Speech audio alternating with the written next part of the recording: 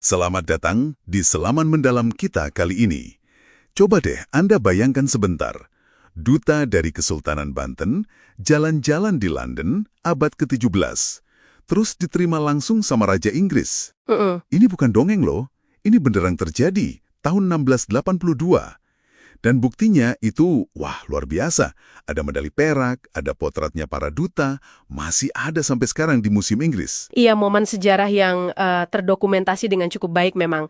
Tapi penting juga nih kita pahami, di balik semua kemegahan itu, ada kondisi darurat sebetulnya. Oh iya? Iya, ini tuh upaya diplomasi tingkat tinggi dari Sultan Banten buat cari sekutu kuat, Raja Charles II waktu itu, karena lagi ditekan habis-habisan sama VOC Belanda. Plus, ada konflik internal juga di Kesultanan. Wah, kompleksnya situasinya. Oke, jadi di Selaman Mendalam kali ini kita bakal coba urai sumber-sumber yang ada nih. Kita gali signifikansi misi Banten ini, kita lihat bukti fisiknya yang unik itu, terus kita timbang juga, bener nggak sih Banten ini bisa dibilang pionir diplomasi Nusantara ke Eropa? Setuju. Kita mulai dari kondisi Banten waktu itu gimana? Posisinya di dunia gimana sih? Oke, jadi abad ke-17 itu, Banten bisa dibilang pemain kunci perdagangan global, terutama lada ya. Jadi kayak entrepot, pusat perdagangan gitu, rame banget. Banyak pedagang dari mana-mana, termasuk Inggris. Nah, hubungan dagang sama Inggris ini udah lumayan lama. Jadi itu salah satu alasan kenapa pilihannya ke London ya? Udah kenal gitu. Betul, tapi kondisinya lagi genting banget kan? Sumber-sumber kita nunjukin ada tekanan kuat dari VOC di Batavia. Mereka kan pengen monopoli ya. Terus ditambah lagi, nah ini dia konflik internal antara Sultan Ageng Tirtayasa sama putranya Sultan Haji. Yang ironisnya malah dimanfaatin VOC itu ya? Tepat sekali. Jadi bisa dibilang misi ke London ini ya langkah darurat pertaruhan besar lah. Oke. Terus siapa yang diutus? Orang penting pasti ya? Jelas. Delegasinya dipimpin Kiai Ngabehi Nayawi Praya dan Kiai Ngabehi Jaya Sedana. Gelar Kiai Ngabehi itu nunjukin mereka bangsawan tinggi. Jadi ini bukan sekedar utusan dagang biasa, ini misi kenegaraan serius. Dan kabarnya sambutannya di London luar biasa ya. April 1682 mereka sampai, terus dijamu sama Raja Charles II. Iya, betul. Mereka jadi tamu kehormatan raja selama sekitar 3,5 bulan. Puncaknya itu, mereka dianugerahi gelar kebangsawanan Inggris, semacam Sir gitu mungkin ya.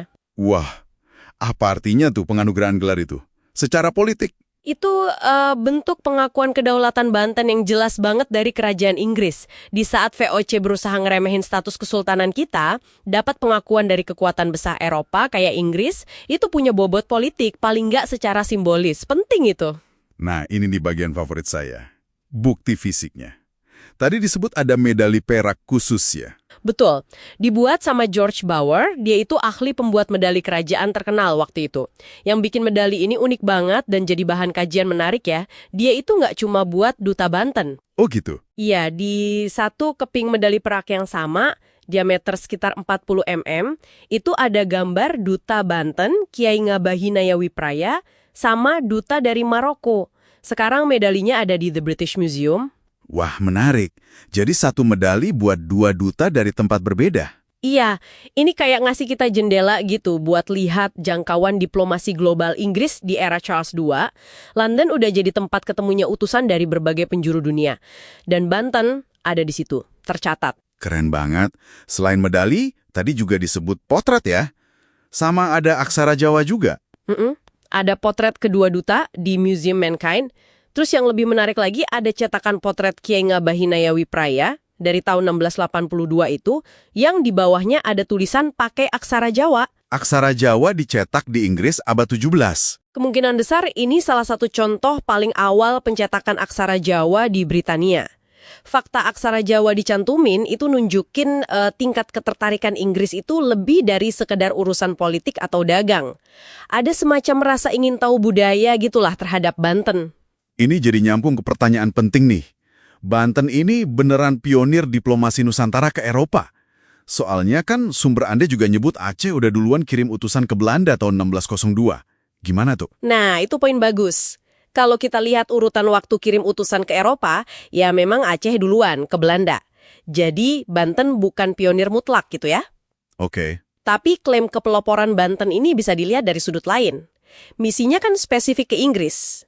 Dan yang paling penting, warisan artefaknya itu loh, unik dan formal. Maksudnya? Banten itu Kesultanan Nusantara pertama yang kedatangannya diabadikan secara resmi sama Kerajaan Inggris lewat medali peringatan kerajaan.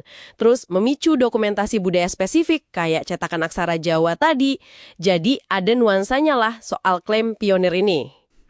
Oke. Jadi pionir dalam hal dokumentasi dan pengakuan resmi di Inggris ya. Tapi di balik semua kemegahan sambutan, medali, potret ini, ujungnya gimana misi diplomatik ini? Hasilnya? Nah, ini sisi tragisnya. Ironis banget. Walaupun disambut meriah, tujuan utama buat minta bantuan militer dari Charles II itu gagal total. Gagal. Kenapa? Raja Inggris waktu itu lagi lebih fokus jaga stabilitas politik di Eropa sana, jadi nggak mau terlibat konflik langsung sama VOC demi Banten. Gitu kasarnya. Terus gimana nasib Banten pas dutanya pulang? Tragis. Nggak lama setelah duta kembali tahun 1683, konflik internalnya pecah. Sultan Haji dibantu VOC berhasil ngalahin ayahnya Sultan Ageng Tirtayasa. Waduh. Dan sebagai imbalannya, ya udah VOC dapat kontrol penuh atas perdagangan Banten. Jadi medali yang di London itu merayakan kedaulatan Banten, malah jadi kayak penanda ironis dekatnya akhir kemerdekaan efektif Banten. Aduh, kontras banget ya. Jadi kalau kita simpulkan nih, misi Banten 1682 ini langkah diplomasi yang berani banget ya. Ambisius di panggung dunia. Walaupun gagal tujuan politiknya, tapi ninggalin warisan fisik yang nggak ternilai di Inggris. Tepat sekali, artefak-artefak itu jadi bukti konkret pengakuan Eropa atas eksistensi dan kedaulatan Banten waktu itu. Ini narasi penting yang sering ketutup sama catatan kolonial Belanda aja. Menunjukkan kerajaan Nusantara itu ya aktor juga di panggung global. Oke, nah sebagai penutup, ada satu pemikiran nih buat Anda renungkan. Kalau lihat cerita Banten ini, seberapa penting sih sebetulnya pengakuan simbolis? Penghormatan diplomatik kayak medali, gelar, jamuan mewah itu.